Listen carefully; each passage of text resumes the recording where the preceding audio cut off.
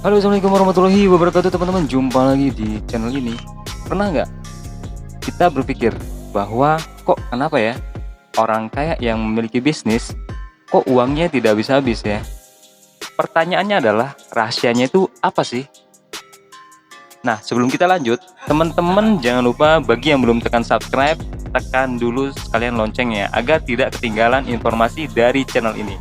Let's go!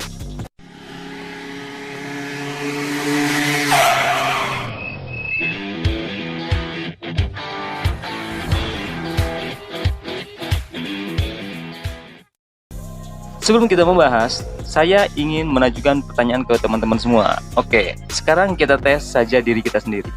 Jika hari ini kita memiliki uang 10 juta, jika uang tersebut kita jadikan sebuah bisnis, lalu bagaimanakah sistem bisnis yang kita buat dan kita lakukan? Oke, saya tunggu sekitar 1 menit teman-teman untuk berpikir.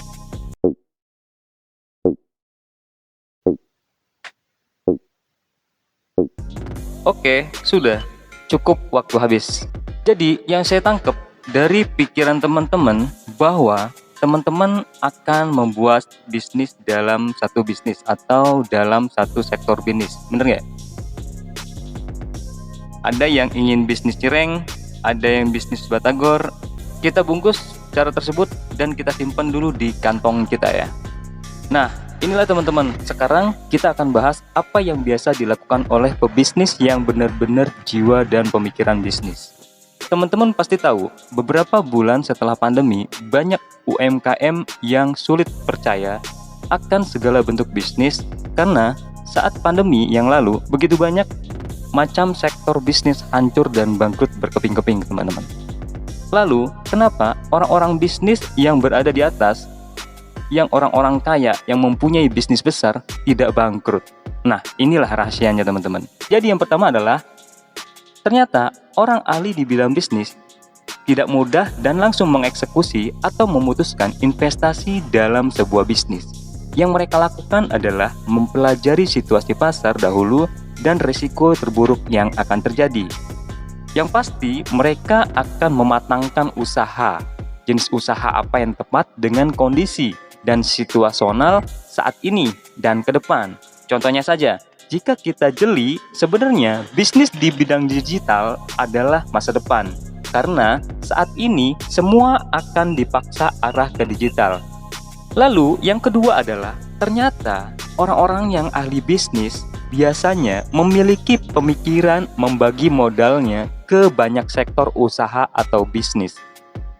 Misal saja, ketika kita memiliki uang 10 juta, hal yang paling tepat adalah membagi uang tersebut menjadi beberapa bagian, dan setiap bagian diinvestasikan di sektor bisnis yang berbeda. Lalu, apa sih fungsinya mereka lakukan hal tersebut? Ternyata ya teman-teman, hal tersebut sebagai modal yang keuntungannya akan digunakan sebagai subsidi silang antar perusahaan. Makanya jangan heran jika kita lihat perusahaan satu bangkrut, tapi pemilik perusahaan tetap tidak merasa rugi, dikarenakan pemilik perusahaan tersebut tetap untung dari perusahaan lainnya. Jikapun perusahaan satunya mengalami kerugian, maka perusahaan yang lainnya akan membantu mensubsidikan silang ke perusahaan yang rugi tersebut. Lanjut yang ketiga adalah ternyata orang-orang bisnis ini lebih berpikir memilih menginvestasikan uang ke dalam sektor bisnis dibandingkan membeli barang-barang konsumtif untuk kepuasan dirinya. Kan banyak tuh sekarang orang-orang yang melakukan flexing atau tindakan yang dibilang untuk memperlihatkan kekayaannya. Nah, orang-orang bisnis ini lebih memilih mereka menginvestasikan uangnya ke dalam dunia bisnis dibandingkan membeli produk konsumtif.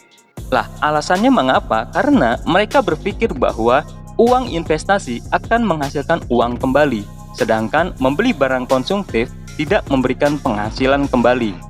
Selanjutnya adalah yang keempat teman-teman. Ternyata orang yang bertahan dalam bisnis adalah orang yang memiliki sifat bersyukur dan sabar. Nah, ini poinnya teman-teman. Karena bisnis tidak selalu berhasil. Jika psikologi seorang bisnis tidak sabar, maka bisnis bukan semakin baik, malah semakin buruk dan hancur. Begitupun sifat syukur, sangat dibutuhkan. Banyak orang berhenti karena kecewa pada hasil bisnisnya, sampai tingkat stres, teman-teman. Tapi, berhenti dan kecewa tidak akan menyelesaikan masalah. Hanya orang sabar dan syukurlah yang bisa mensukseskan sebuah bisnis. Demikianlah teman-teman, semoga bisa bermanfaat dan semoga itu bisa menjawab pertanyaan-pertanyaan yang kita selama ini. Terima kasih. Wassalamualaikum warahmatullahi wabarakatuh.